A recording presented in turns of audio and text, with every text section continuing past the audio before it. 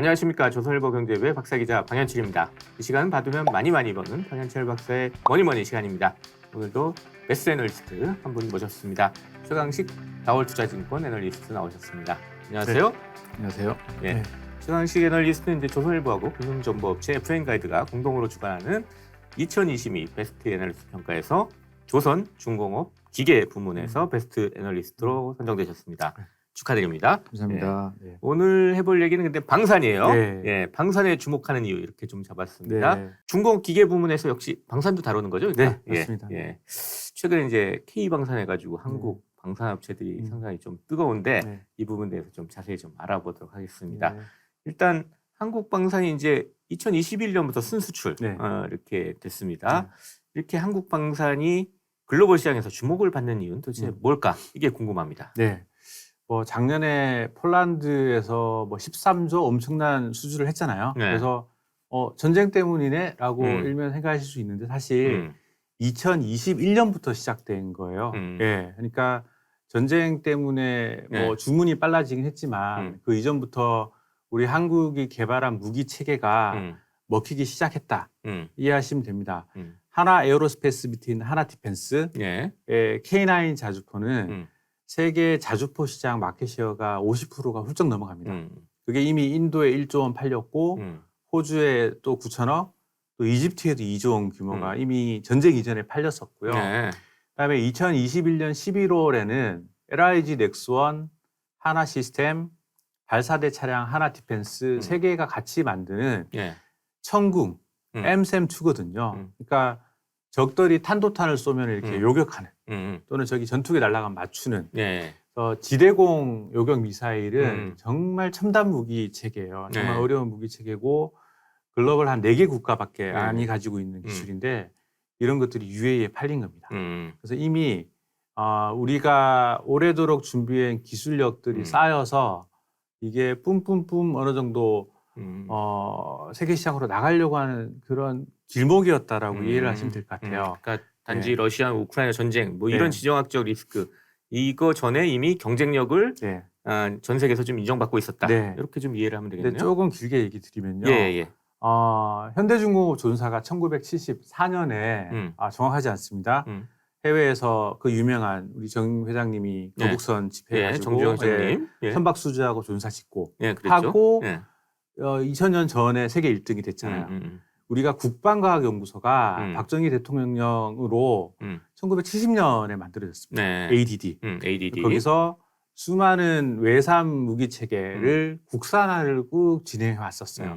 이게 민간에 맡겼다라면 개발할 수 없는 네. 것들을 국가 연구로서 계속 개발해왔고 국산화 진행하면서 처음에는 재래식 무기 쉬운 거부터 네. 점점 어려운 무기로 진화하면서 국방 쪽에서 기술들을 축적해 왔다.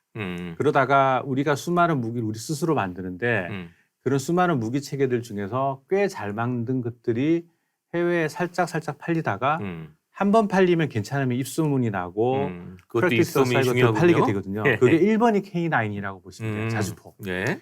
2번이 우리 T50, FA50 훈련기 전투기고요. 예. 3번이 인천공이고 K2 전차가 폴란드 나갔고요. 예. 레드백이 기다리고 있고요. 더더더 나올 겁니다. 네, 그래서 우리가 70년대 중화공업에 투자해서 자동차, 조선, 철강, 정유화 다 세계 동부가 1등인데 방산만 느렸을 뿐이다라고 이해를 하시면 돼요. 원래 우리는 아주 잘하는 민족이고 열심히 잘 만드는 민족인데 방위산업의 산업 특성상 기술 이전이 안 되고 막고 이런 부분들 때문에 맨 땅에 오래 헤딩하면서 오래 걸렸을 뿐이지 드디어 해낼 부분을 지금 해내고 있다. 예. 라고 다소 국뽕스럽게 얘기 드리겠습니다. 저도 네. 어렸을 때 네. 기억이 자주국방이란 구호 네. 그거를 계속 들었던 것 같아요. 네. 그게 이제 실현이 된 게 이제 와서 네. 실현했다. 이렇게 네, 좀 이해를 맞습니다. 하면 네. 되겠네요. 또 근데 중요한 게 이제 우리 방산업에서 이제 만든 이런 무기들이 이게 가성비가 되게 네. 좋다. 해외에서 이런 인정을 네. 받고 있다는데 이건 무슨 얘기예요? 가성비를 네. 자칫 잘못 해석하면 싸다. 품질은 꽤 떨어져도 나는 돈을 적게 쓰고 품질이 떨어지는 거 살 거야 라고 생각하실 수 있잖아요.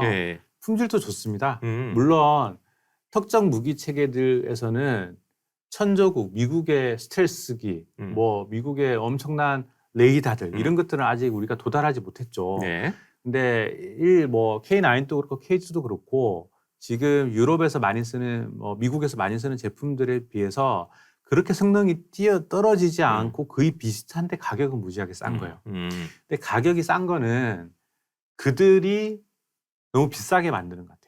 아, 저기 네. 선진국들이. 네. 예. 왜냐하면 계속 군비 축소 구조였기 때문에 특히 유럽은 지금 레오파드 전차 노르웨이 졌지만 사실은 우리가 이긴 거거든요.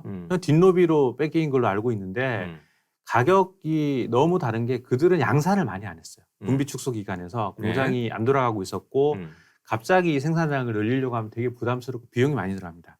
우리는 바로 옆에 북한이 있기 때문에 땡스 투 북한 계속 우리 양산을 해야 되고 공장을 돌려야 되는 구조였기 때문에 우리는 계속 생산하면서 생산 캐파도 되고 생산 원가도 되게 연속 제작으로서 떨어져 있는 상황이었다.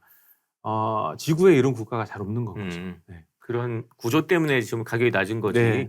뭐 기술이 낮아가지고 가격이 낮은 건 아니다. 네, 이런 말씀이시네요. 네. 예. 또 아까 살짝 언급하긴 했지만 지정학적 리스크 높아지는 게 이게 사실 한국방산에 도움이 되긴 됐잖아요. 네. 예. 어느 정도 좀 도움이 됐다고 네. 봅니까? 우리도 지정학적 리스크가 있기 때문에 계속 국방비를 쓰고 방위력 개선비를 써서 무기 체계를 개발하고 양산하고 있죠. 네. 마찬가지로 아까 얘기 드렸던 인도 자주포에 나간 게 된 게 인도랑 중국이 맨날 싸워요. 히말라야 산맥에서. 지정학적 리스크입니다. 네. 호주가 왜 자주포를 사지? 중국을 남쪽에서 견제하는 파이브 아이즈 동맹이거든요. 네. 왜 UAE가 지대공 미사일을 사지? 옆 나라에서 내전이 터지고 시아파, 순위파 내전 붙고 그쪽에서 스커드 미사일 쏘고 있거든요. 네. 모든 게 지정학적 리스크가 필요합니다. 전 세계의 불운이 디펜스 업계에서는 수요가 되는 좀 슬픈 상황인 거죠. 예. 그래서 지금 그러다가 우크라이나 러시아 전쟁에서 정말 큰 아픈 리스크지만 전쟁이지만 거기서 수요가 발생하고 있는 거죠. 예. 폴란드가 엄청나게 많이 구매를 했고 예. 인근 슬로바키아, 우크라이나, 노르웨이 등등의 무기체계 구매가 끝나지 않았다. 라고 저는 판단하고 있고 네. 오매불만 기다리고 있는 상황입니다. 네. 그러다면 거꾸로 러시아 우크라이나 전쟁이 끝나버리면 이 글로벌 시장에서 방산에 대한 관심이 식어버리는 거 아니냐. 뭐 이런 얘기도 할 수 있잖아요. 네, 주식시장은 그래요. 펀더멘털과 달리 주가를 많이 반영하고 계속 괜찮을 건데 미리 이거 끝났네라고 세론이 나올 수 있는데 지금 한국 방산 주식은 그 세론이 나온 느낌이에요. 뭐 이제 익숙해 전쟁 이런 거거든요. 근데 실제로는 전혀 달라지는 게 없고 의사결정을 전쟁이 터진 지난 1년에 다들 하고 있습니다. 유럽 모든 국가들, 그 외 국가들도 GDP에서 국방 예산을 증액을 하고 있고요. 네. 그래서 국방비 투자는 늘어날 수밖에 없고 또 유럽의 여러 국가들이 우크라이나로 낡은 무기들을 무상으로 공유해주고 있어요. 탱크, 자주포, 견인포. 예.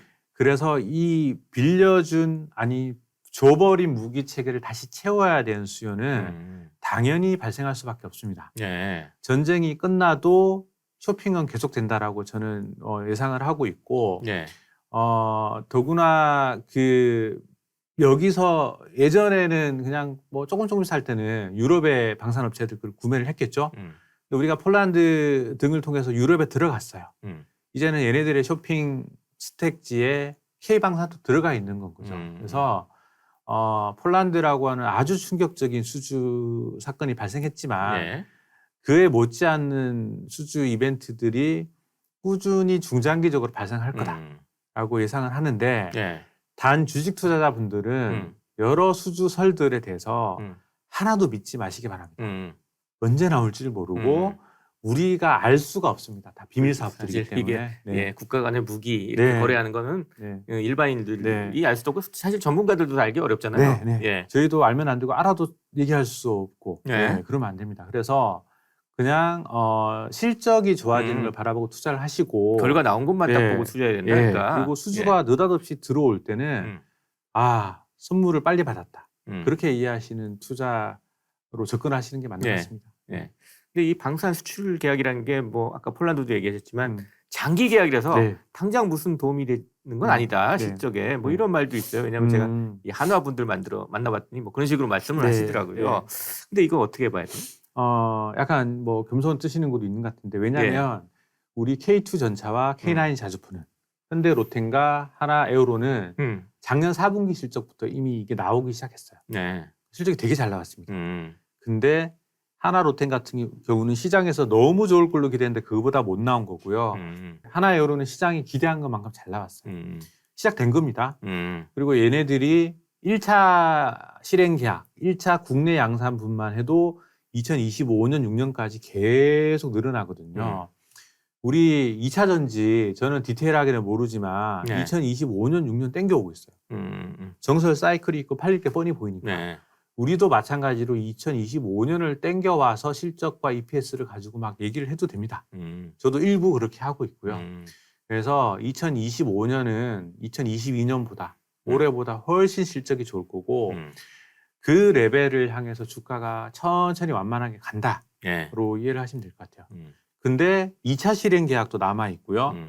폴란드 외 국가들도 들어올 수도 있겠죠. 네. 2025년 이후에도 2030년대까지 더 실적이 좋아질 수도 있어요. 그래서 방사는 이번 2020년대에 계속 좋아지는 실적이 그런 사업 구조다라고 보시고 역시 중장기 투자를 제안 드립니다. 예. 네. 그런데 뭐 하나 이슈가 이제 ESG 투자가 있잖아요. 그래서 네. 최근에 이제 글로벌에서 저게 유행하는 투자인데 환경하고 뭐 소셜 그리고 거버넌스 이런 거를 강조하는 이제 투자인데 여기서 좀 보자면은 방사는 좀 꺼려야 되는 그렇죠. 투자 아닌가? 네. 이런 또 생각도 네. 듭니다. 이 ES 투자랑 방산하고 이 음. 관계는 어떻게 좀 봐야 될까요? ESG 담당 애널리스트들이 더 면밀하게 보는데요. 네. 근데 이제 미국에는 뭐 디펜스에 대해서 ESG가 그렇게 걸리는 하우스들이 많지는 않아요. 유럽은 되게 좀 많이 걸려서 우리 K방산을 사는 수급에 못 들어오는 펀드들이 되게 많은 편이에요. 네. 근데 여태까지 주가 움직임에서 그들 없이도 이렇게 움직여 왔다는 것. 두 번째는 이게 100% 장담할 수는 없지만 우크라이나 러시아 전쟁이라고 하는 예상치 못했던 상황에서 네. 디펜스라는 걸 꼭 ESG에 넣어야만 하는가. 인명살상의 문제가 아니라 방어, 진짜 디펜스로서로도 산업이 필요한 거다라고 해서 네. ESG의 철학이든 기준을 바뀌려고 하는 움직임들이 유럽 쪽에서도 나타나고 있습니다. 네. 그래서 이거는 향후 마이너스는 절대 아닐 것이고 오히려 플러스면 플러스가 될 수 있다. 수급 측면에서 이해하시면 될 것 같습니다. 지금 우리 지금 글로벌 시장에서 한국방산 주목받는 K방산 얘기 쭉 했는데 이 내수방산 이쪽은 어떻게 좀 봐야 돼요? 사실 2020년까지도 방위산업이 3, 4개 종목으로 있었지만 방위산업이라고 따로 그룹핑을 하지도 않았고요. 시장의 관심을 거의 못 받고 있었어요. 왜냐하면 재미가 없거든요. 우리가 방위력 개선비가 매년 늘어나면서 탑라인은 계속 성장해요. 근데 우리가 내수방산 사업을 하면 미들 싱글 정도의 영업이익률밖에 안 납니다. 왜 제조업이 매출이 늘어나면 레버리지도 나와야 되잖아요. 근데 국가 산업이기 때문에 적정 마진을 딱 남겨주는 구조여가지고 이게 그냥 그런 거예요. 그래서 대단히 외면을 받았던 그런 업종이었는데 수출로 나가게 되면 이익률이 되게 높아져요. 그래서 최근에 수출이 더 붙으면서 부각을 받았던 거죠. 그래서 저는 사실은 방산에서 내수 방산에 대해서 질문 주신 거는 정말 오랜만이에요. 근데 실적은 그러할 건데 K9이 K2가 FA502 MSEM UAE 천궁이 갑자기 나온 게 아니잖아요. 다 수년 전에 내수 방산 개발 과제들이었었어요. 그래서 지금 진행되고 있는 첨단 무기 체계 국산화 과제들을 봐야 되는데 그들이 KF-21 보라매, KDDX 우리 한국산 미니 이지스함, 또 우리의 LAH 경 전투기, 그리고 우리 MSEM 다음에 LSEM, 그리고 우리 잠수함들. 수많은 국산 무기 체계 사업들이 진행 중입니다. 다 국산화하고 얘들이 있는 잘 거죠? 개발되고 실전 전투 적합 판정 받고 국내에서 잘 작동하면 이후에 지금 잘 팔리고 있는 베스트셀러들에 덧붙는 새로운 수출품들이 될 수 있다라는 거죠. 그런 면에서 우리가 열심히 연구 개발을 하고 있고 2020년 후반 30년대에 또 전투 현장에 실전 배치되는 여러 무기 체계들이 있기 때문에 우리의 수출 품목들도 다양해진다. 거기에 뿌리가 되는 연구 개발들이 여러 과제들이 진행 중이다라고 좀 어떤 무기들이 개발되고 있나 밀떡이 아니어도 네. 관심 있게 한번 보셔도 예. 될 것 같습니다. 수출 방산의 미래를 지금 내수 방산에서 좀 보여주고 네. 있다 이렇게 좀 이해를 해보면 되겠습니다. 네. 이 방산주라는 게 그럼 성장주냐 가치주냐 이런 질문을 드린다면 네. 어떻게 말씀하시겠어요? 과거에는 아까 얘기 드렸던 가치주로서의 면모가 강했어요. 왜냐하면 여타 산업은 산업에 따라 적자가 나기도 하고 좋아지기도 나빠지기도 했는데 내수 방산은 늘 매출이 네. 늘고 꾸준한 일이 방위력 나오고. 개선비는 2000년대 들어서 작년밖에 한 번 안 줄었어요. YOY. 음. 늘 늘어나고 늘 이익이 나기 때문에 가치주였는데 음. 가치주 성격을 기본으로 깔고 수출이 여기에 더 붙으니까 이제 성장주로 변모하고 있는 것 같습니다. 네. 예. 그래서 성장주로서의 면모를 바라보고 투자를 할 수 있다라고 제언 드리겠습니다. 예. 예. 마지막 질문으로 그러면 방산의 토픽은 어떻게 하시겠습니까? 저는 하나에어로스페이스하고 네. 한국항공우주를 최선호주로 추천드렸는데 네. 문제는 하나에어로스페이스가 지금 제 적정 주가에 도달을 했기 때문에 지금 업사이드가 없는데 최선호주라고 얘기 드리기는 좀 어려워요. 근데 왜 여태 올랐냐를 얘기를 드리면 K9 자주포, 천무, 우크라이나의 하이마스 들어보셨죠? 예, 여기가 예. 전장항에 바뀌었잖아요. 예. 그거 한국 버전이 천무입니다. 그리고 호주의 레드백 전투장갑차. 가장 많은 수출 아이템을 가지고 있고요. 그리고 실적이 가장 지금 빨리 잘 나오고 있기 때문에 이렇게 된 것 같아요. 예. 근데 앞으로 더 어떻게 될 거냐는 나중에 리포트로 얘기 드려야 되는 부분이고요. 예. 자, 제 선호주인데 잘 안 된 게 있습니다. 한국항공우주. 네. 근데 이게 4분기 실적이 약간 좀 기대보다 못했는데 이제 문제는 보잉 같은 에어버스 같은 기체 부품 시장이 좋아지는데 회사가 보수적으로 가이던스를 줍니다. 그게 1번. 그리고 우리가 FA50의 해외 수주를 되게 기대하고 있는데 예.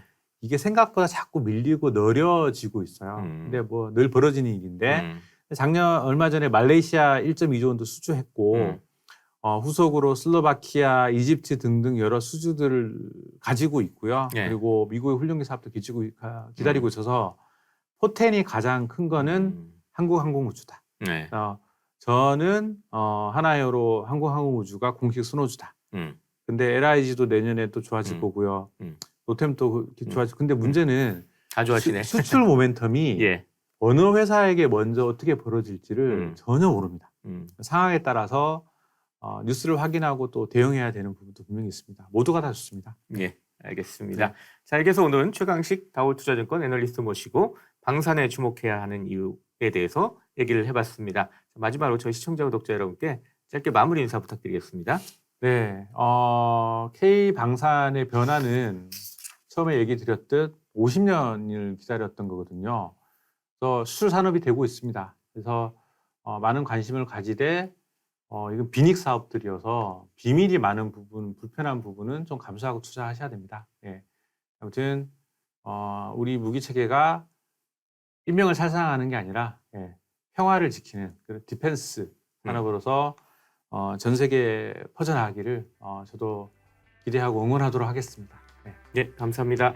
지금까지 최강식 다올투자증권 애널리스트 그리고 저는 조선일보경제부의 박사기자 방현철이었습니다. 그럼 다음 시간에 또 뵙도록 하겠습니다. 감사합니다. 감사합니다.